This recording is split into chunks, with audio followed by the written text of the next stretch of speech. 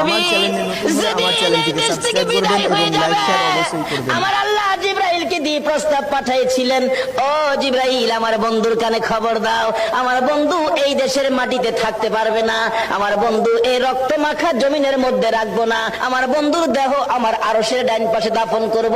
জিবরাইল খবর নিয়ে ডাকতেছেন, হুজুর আল্লাহর সালাম গ্রহণ করুন। আমি জিবরাইলের সালাম গ্রহণ করুন।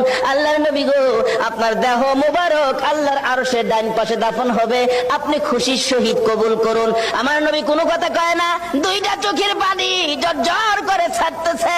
জিবরাইল বলেন, ইয়া রাসূলুল্লাহ, এত সুন্দর প্রস্তাব নিয়ে আসলাম, কোনো কথা কন না, খালি কাঁদেন কেন জানতে চাই। আমার নবী বলেন, জিবরাইল রে, তোমার জন্য খুশির খবর হতে পারে, আমি খুশি হতে পারলাম না। কেন পারলেন না? রে জিবরাইল, আমার দাফন আল্লাহর আরশের ডান পাশে হবে, আমি জানতে চাই আমার গুনাহগার উম্মতের দাফন কই হবে রে? জিবরাইল বলেন, আপনার উম্মতের দাফন এই জমিনের মধ্যে হবে। আমার নবীর কান্না আরো বেড়ে গেছে। জিবরাইল, না না, সইতে পারি না, আমি আর সে থাকবো আর আমার উম্মতেরা এই জমিনে থাকবে। আমার মন মানে না, প্রস্তাব আমি রাখবো না। আমার পক্ষ থেকে একটা প্রস্তাব আমার প্রভুর দরবারে তুলে ধরো। জিবরাইল রে, আমার গুনাহগার এতিম উম্মতেরা যেই জমিনে থাকবে, আমি নবী আর সে যাব না রে, আমি আমার গুনাহগার উম্মতের পাশে সেই জমিনের মধ্যে শুয়ে থাকবো।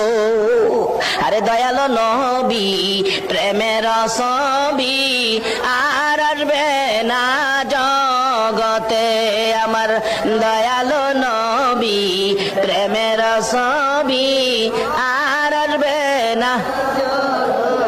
হাসর দিনে উম্মত বিনে, হাসর দিনে উম্মত বিনে যাবে না নবীজি বেহেশতে।